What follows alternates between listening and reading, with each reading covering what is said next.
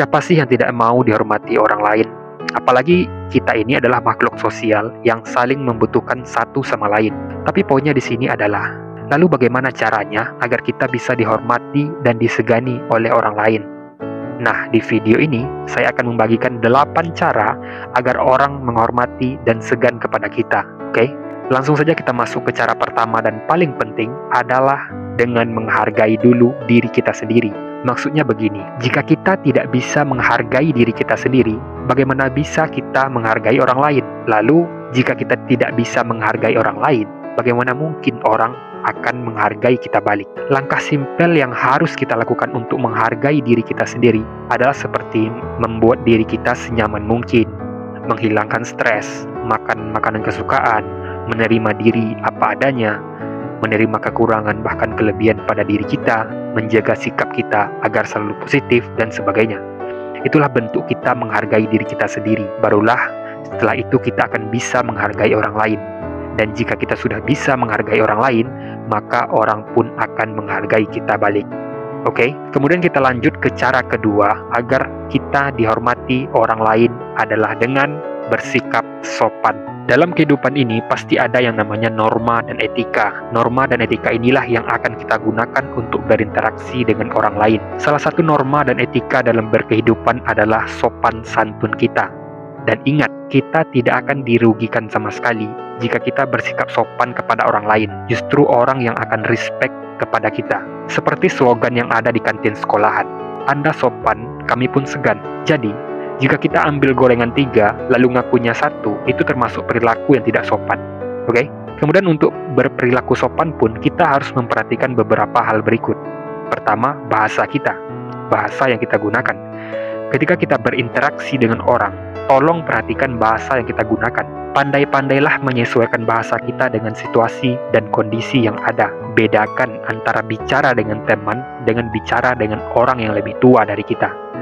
Makanya di adat Minang, kebetulan saya orang Minang, di adat Minang ada ajaran yang namanya kato nan ampe, yang artinya adalah kata yang 4, yaitu kata mendaki, kata melereng, kata mendatar, dan kata menurun.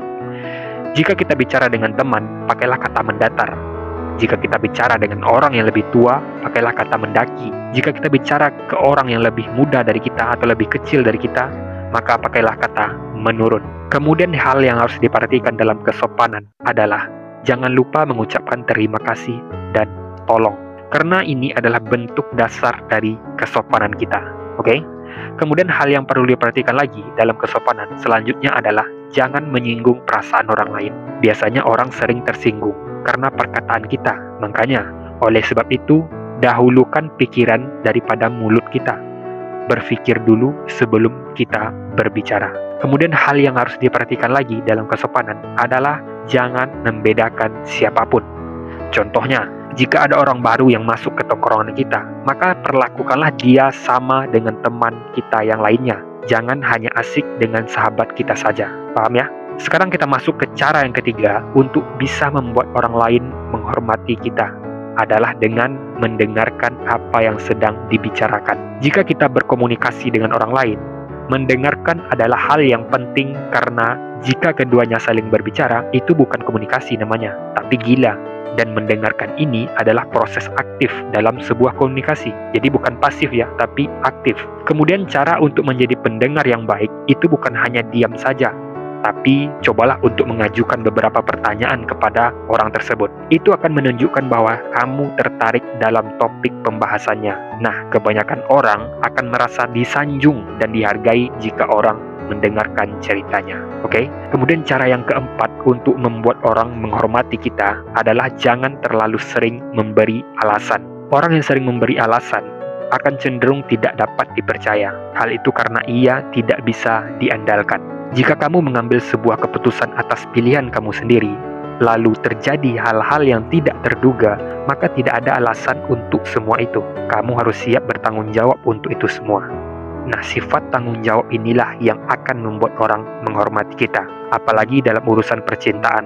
Wanita sangat membutuhkan pria yang bertanggung jawab, bukan pria yang banyak alasan. Paham ya? Contohnya dalam hal pekerjaan. Ketika kamu sering terlambat, jangan selalu mencari alasan untuk itu. tapi carilah akar permasalahannya, kemudian tentukan langkah antisipasinya agar tidak terlambat lagi. Nah, itulah bentuk dari tanggung jawab kamu. Jika kita melakukan sebuah kesalahan, maka akui saja kesalahan tersebut sambil kita mencari peluang untuk melewati masalah tersebut. Paham ya? Lanjut ke cara yang kelima, untuk membuat kita dihormati orang lain adalah dengan bisa mengatur emosi. Emosi adalah sebuah reaksi kita terhadap situasi tertentu. Emosi ini akan dilakukan dan dikeluarkan oleh tubuh kita sendiri. Emosi ini ada dua, yaitu emosi negatif dan emosi positif. Kamu harus belajar untuk mengatur emosi supaya dihormati oleh orang lain. Dan inilah beberapa cara untuk mengatur emosi kita dengan baik. Cara pertama, menyadari apa saja dampak yang akan terjadi jika emosi tersebut kita biarkan. Kemudian, kedua, sadarilah bahwa emosi itu tidak bisa diredam, tetapi bisanya dikendalikan. Ketiga, cari tahu apa saja yang dirasakan ketika emosi itu muncul. Keempat, belajarlah menerima keadaan. Kelima, menarik nafas secara dalam dan buanglah secara perlahan. Ulangi dalam beberapa saat. Keenam, kamu harus tahu kapan waktu yang tepat untuk mengeluarkan emosi tersebut. Ketujuh, memberi ruang untuk diri sendiri, meluapkan emosi pada tempatnya. Dan yang terakhir, cara paling ampuh dan jitu untuk mengendalikan emosi adalah dengan cara berwudu dan sholat 2 rakaat. Oke, kita lanjut ke cara yang keenam. Agar kita bisa dihormati orang lain adalah dengan bersikap siap membantu. Ketika kamu membantu orang yang sedang membutuhkan, maka itu akan membangun sebuah nilai plus di mata orang lain untuk dirimu. Dan ini juga termasuk salah satu permainan psikologis.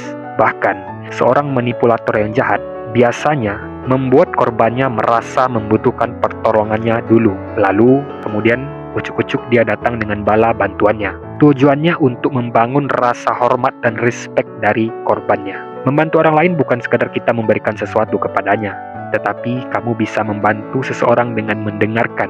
Ketika seseorang sedang mengalami hal yang sulit, terkadang yang dibutuhkan bukanlah solusi, melainkan didengar dan dipahami.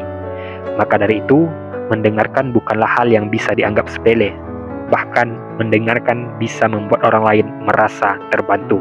Oke? Kemudian masuk ke cara yang ketujuh, untuk membuat kita dihormati orang lain adalah dengan ahli atau bisa atau mahir di bidang kita sendiri. Untuk cara kali ini mencakupnya dalam aspek pekerjaan. Dalam sebuah pekerjaan, orang akan respect kepada kita jika kita mahir dan kompeten di satu bidang. Apalagi ditambah kalau kita itu orangnya konsisten. Dan itulah yang dicari bos dari karyawannya. Kompeten, konsisten, disiplin. Ketika kamu ingin memulai sesuatu, cobalah untuk terus menekuni bidang tersebut. Agar apa? Agar kamu mahir dalam bidang tersebut. Cobalah untuk membangun reputasi kamu. Bangunlah sedikit demi sedikit, selangkah demi selangkah. Oke? Tidak perlu terburu-buru. Caranya dengan mengerjakan pekerjaan sebaik mungkin. Hal itu akan membuat rasa hormat datang menghampiri kita.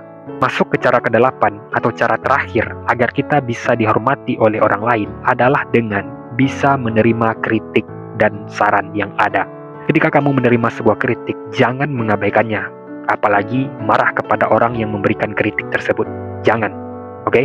Terimalah kritik yang disampaikan pada kamu. Kritik tersebut akan menjadikan kamu pribadi yang lebih baik lagi ke depannya kalau kamu pandai memanfaatkannya. Bahkan, walaupun kritik tersebut kamu dapat dari orang yang di bawah kamu levelnya sekalipun, tapi poinnya bukan di situ.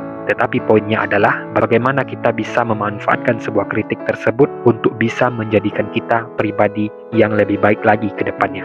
Paham ya sampai di sini? Nah, itulah 8 cara bagaimana caranya agar orang bisa menghormati diri kita sendiri. Semoga video ini bermanfaat untuk kita semua. Dan saya mohon maaf jika ada salah dalam penyampaian, karena kesempurnaan hanyalah milik Allah semata. Izin pamit undur diri, sampai ketemu lagi di video selanjutnya. Assalamualaikum warahmatullahi wabarakatuh.